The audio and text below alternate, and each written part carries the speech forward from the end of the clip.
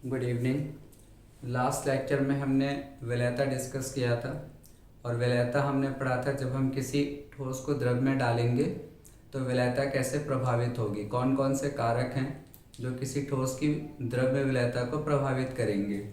और वहाँ पे हमने एक तो देखा था ताप और दूसरा देखा था दाब, मतलब टेम्परेचर और प्रेशर। ये दो हमने फैक्टर्स पढ़े थे, ये दो कारक हमने पढ़े थे।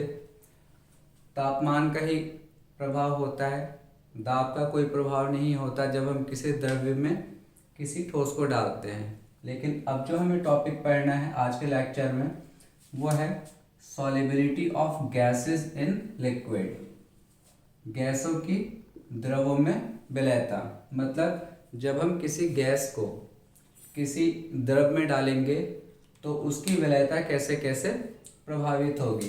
और यहाँ पर भी ये दो फैक्टर्स हैं, तापमान और दाब, जो गैस की द्रव में विलेयता को प्रभावित करेंगे। और यहाँ पे दोनों ही फैक्टर्स बहुत इंपॉर्टेंट हैं। और यहाँ से एक नियम आएगा जिसे हम कहते हैं हेनरी लॉ, यह हेनरी का नियम।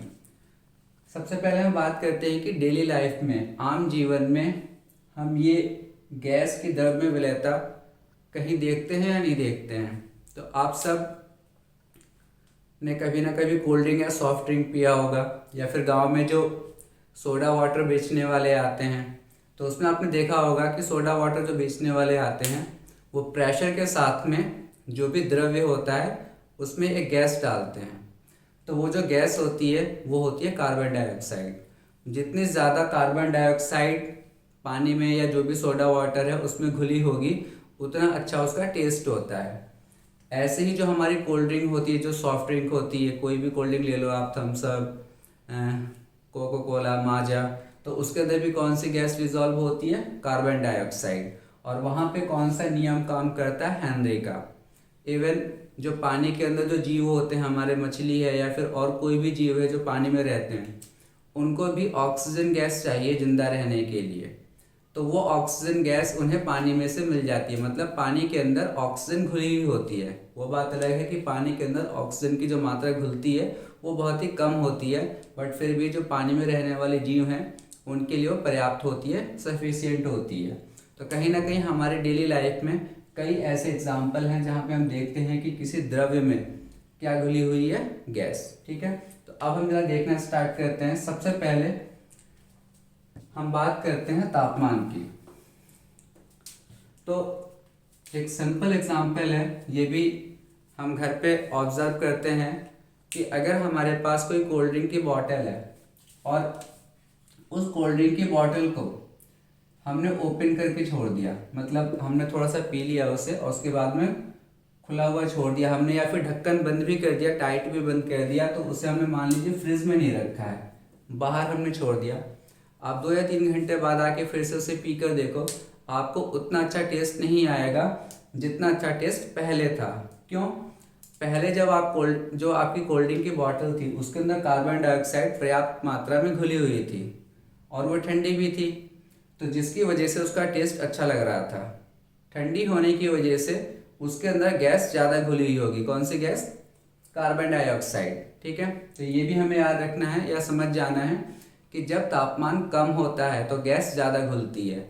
अगर तापमान बढ़ा देंगे हम तो गैस की घुलनशीलता कम हो जाएगी। मतलब एक चीज़ तो हम वैसे ही समझ सकते हैं गैस और द्रव्य के लिए कि जब हम किसी गैस को किसमें डालते हैं? द्रव्य में, और हमने तापमान बढ़ा दिया, हमने टेम्परेचर बढ़ा दिया, तो हमें याद रखना है बच्चे कि गैस की द्रव्य के अंदर जो सॉल्युबिलिटी होगी, जो विलेयता होगी, ठीक है, वो कम हो जाएगी। मतलब जो गैस है वो द्रव्य में से बाहर निकलने स्टार्ट हो जाएगी। ठीक है, तो तापमान का सिंपल है, जो आपका विलेयता है हम ये भी कह सकते हैं विलेयता किसी भी गैस की, सिर्फ गैस समझा रहा हूँ मैं आपको, तो गैस की जो विलेयता होती है वो तापमान के इनवर्सली प्रोपोर्शनल होती है। तापमान आप बढ़ाओगे विलेयता कम हो जाएगी। ठीक है, ये आपको याद रखना है। अब दूसरी बात हमें क्या करनी है, किसका असर देखना है या किसका प्रभाव देखना है बच्चे, वो है दाब का। ये बहुत इंपॉर्टेंट है और यहीं से आपका बच्चे हेनरी का नियम स्टार्ट होगा। तो तापमान का सिंपल हमने देख लिया प्रभाव क्या है। तापमान के बढ़ाने से गैस की जो विलेयता है द्रव के अंदर वो हमेशा कम होती है। Solubility of a gas decreases, मतलब कम हो जाती है when we increase the temperature. On increasing the temperature, तापमान इंक्रीज करने से विलेयता या सॉल्युबिलिटी किसी गैस की, घुलनशीलता विलेयता जो भी है वो कम हो जाएगी। अब हम बात करते हैं दाब का, प्रेशर का इफेक्ट। इफेक्ट ऑफ प्रेशर मतलब दाब का प्रभाव। हेनरी ने जो नियम दिया है उसमें उन्होंने स्टार्टिंग में बताया कि किसी भी गैस की जो विलेयता होगी, इसे आप बुक से लिख लोगे, किसी गैस की विलेयता किसमें, किसी गैस की विलेयता द्रव्य में समानुपाती होती है गैस के आंशिक दाब के। ये मैंने सिंपल अपनी लैंग्वेज में लिख दिया है, आप इसे बुक से कॉपी कर लेना। जो मेन समझाना है वो मैं आपको समझा रहा हूँ, आंशिक दाब के, ठीक है। मतलब क्या होगा, किसी गैस की जो विलेयता होगी, जब किसी द्रव्य में आप गैस को घोलोगे, मिलाओगे, तो उसकी जो विलेयता होगी वो किसके समानुपाती होगी, उसी गैस के आंशिक दाब के। मतलब गैस का प्रेशर अगर आप बढ़ाओगे तो विलेयता उसकी बढ़ेगी, प्रेशर बढ़ाने से विलेयता बढ़ेगी। मान लेते हैं विलेयता S है, हमने विलेयता को किससे दिखा दिया, S से। इंग्लिश में S का मतलब होता है बच्चे सॉल्युबिलिटी, तो इसी से दर्शाया जाता है विलेयता को। तो यहाँ पे S क्या है आपका, सॉल्युबिलिटी या विलेयता। तो अगर मैं यहाँ से एक अपने आप फॉर्मूला बनाऊं तो मैं कह सकता हूँ इस स्टेटमेंट की हेल्प से, ये स्टेटमेंट क्या कह रहा है, किसी गैस की विलेयता, विलेयता मैंने किससे दिखा दिया, S से, किसमें, द्रव्य में, किसके समानुपाती है, समानुपाती का मतलब डायरेक्टली प्रोपोर्शनल। किसके समानुपाती है, गैस के आंशिक दाब के, और आंशिक दाब को हम बच्चे किससे दिखाते हैं, P से। पूरे चैप्टर में, इस विलेयन चैप्टर में आंशिक दाब को हम स्मॉल p से दिखाएंगे। तो S is directly proportional to P। हम सबको पता है कि जब हम इस समानुपाती के साइन को हटाते हैं तो कोई कांस्टेंट आता है, वो कांस्टेंट मान लेते हैं क्या है, K। तो फॉर्मूला आ जाता है हमारे पास S is equal to K into P।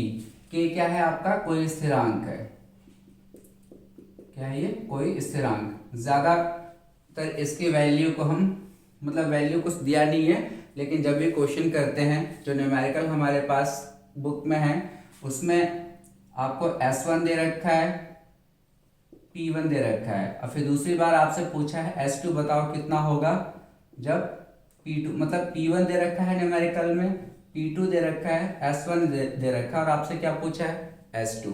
आप इसी फॉर्मूले का इस्तेमाल करोगे, वो जब क्वेश्चन आएगा तो बताऊंगा। देखिए S1 अपॉन S2 डिवाइड हो गया, K से K कैंसिल हो जाता है, तो P1 अपॉन P2। तो इस तरीके से हमारे पास ये फॉर्मूला निकल कर आता है। अगर मैं इस फॉर्मूले को दो अलग अलग प्रेशर पे लिखूं, P1 प्रेशर पे सॉल्युबिलिटी कितनी है, विलेयता कितनी है, S1, और P2 प्रेशर पे कितनी है, S2। दोनों इक्वेशन को जब मैं डिवाइड करूंगा बच्चे, तो K से K कैंसिल, S1 बटे S2 बराबर हो जाएगा P1 बटे P2 के। तो ये हेनरी का लॉ है, ठीक है, लेकिन ये सबसे स्टार्टिंग का लॉ है, मतलब सबसे शुरू में जो उन्होंने एक नियम दिया था।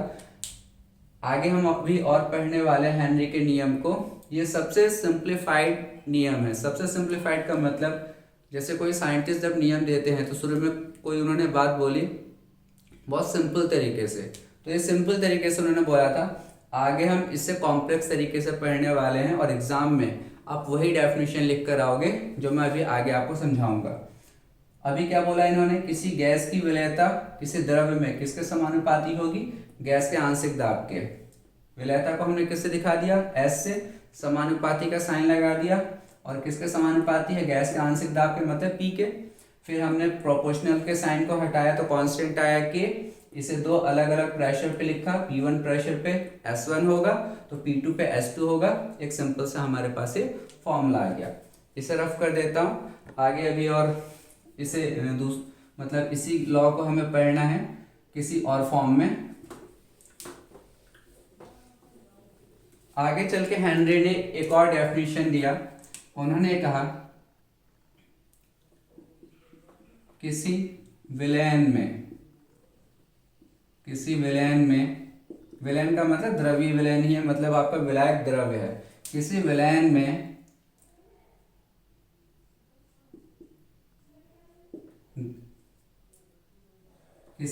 में वाष्प अवस्था में गैस का आंशिक दाब जिसे हम किससे दिखाते हैं बच्चे, P से, समानुपाती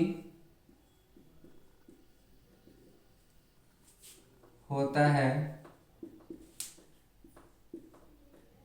उस विलयन में उपस्थित गैस के मोल अंश के। आप बुक में से डेफिनेशन लिख लेना एग्जैक्टली, बस मैंने समझाने के लिए सिंपल तरीके से ऐसे लिखा है। इवन आप ये भी लिख के आओगे तो फुल मार्क्स ही मिलेंगे, लेकिन कोशिश किया करो आप लोग की जो डेफिनेशन होती है बुक में, किसी के नाम की अगर कोई डेफिनेशन है तो एज इट इज आप उसे याद रखो। अभी मैंने समझाने के लिए लिखा है आपको, अदरवाइज बुक में स्टार्टिंग इन्होंने यहाँ से की है, वाष्प अवस्था में, मैंने किसी विलयन से स्टार्ट किया है। आपको मेन समझना है कि इस नियम का कहना क्या है, ठीक है। और यही वो नियम, मतलब अगर हेनरी नियम आपको एग्जाम में आता है कि लिख कर आओ तो आप ये वाला नियम लिखोगे, ठीक है ना। चलिए पहले समझते हैं। इसमें ये कहा गया है कि किसी भी विलयन में, मतलब द्रव्य विलयन में, किसी गैस का आंशिक दाब। अब देखिए गैस का आंशिक दाब से पहले ये वर्ड लिखा गया वाष्प अवस्था में, मतलब वो गैस वेपर फेज में होनी चाहिए।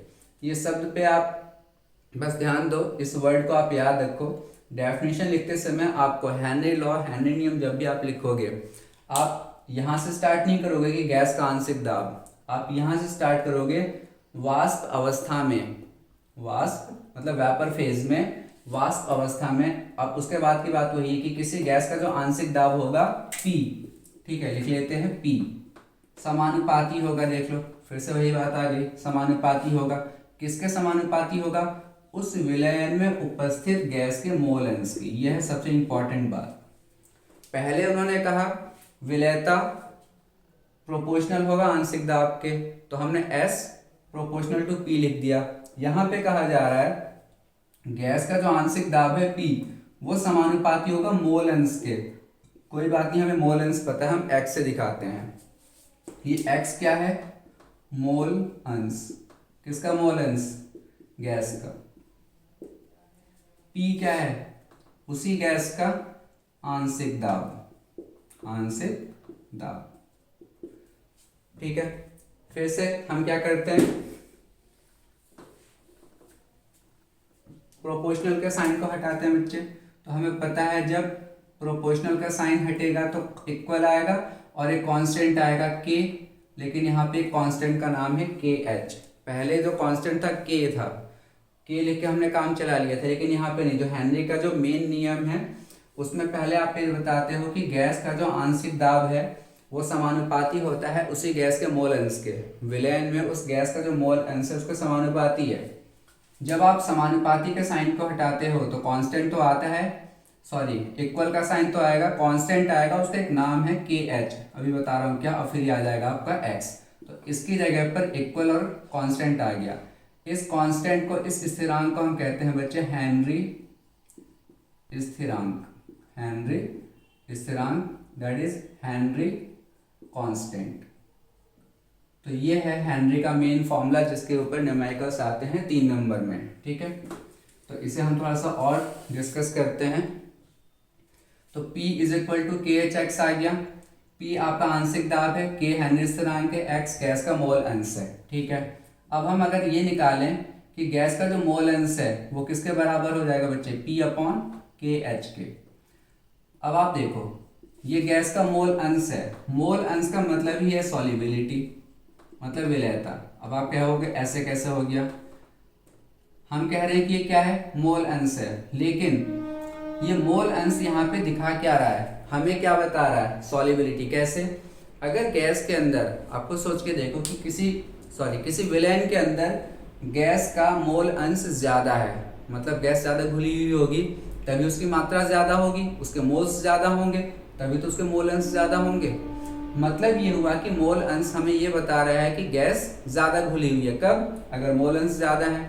मतलब यहाँ पे हम मान सकते हैं कि मोल अंश गैस का उसकी विलेयता को ही बता रहा है। ठीक है ना, तो वैसे तो ये x आपका मोल अंश है, लेकिन हमें ये क्या बता रहा है, गैस की विलेयता। अब आप ये देखो मोल अंश और हेनरी स्थिरांक में कैसा साइन है, इनवर्सली का, ये ऊपर है ये नीचे की तरफ है।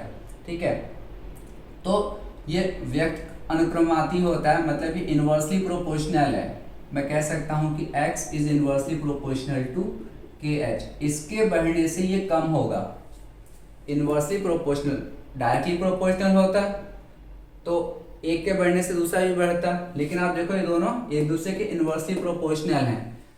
मतलब ये जो KH है अगर ये बढ़ गया तो जो विलेयता होगी गैस की कम हो जाएगी, और ये जो KH होता है ये ताप पर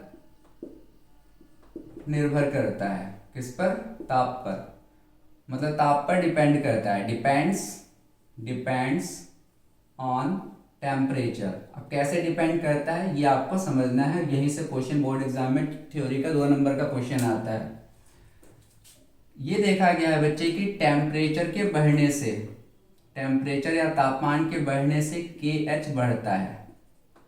ठीक है, किसके बढ़ने से, टेम्परेचर के, टेम्परेचर मतलब तापमान के बढ़ने से KH बढ़ रहा है। अब बच्चा अगर KH बढ़ेगा तो ये तो कम होगा ना, इनवर्सली प्रोपोर्शनल है। तो आपको याद रखना है कि अगर कोई पूछता है कि गैस की विलेयता द्रव में कम क्यों हो जाती है अगर हम तापमान को बढ़ाते हैं, तो आप इस फॉर्मूले से समझाओगे कि जो गैस का मोल अंश होता है वो हेनरी स्थिरांक के इनवर्सली प्रोपोर्शनल होता है।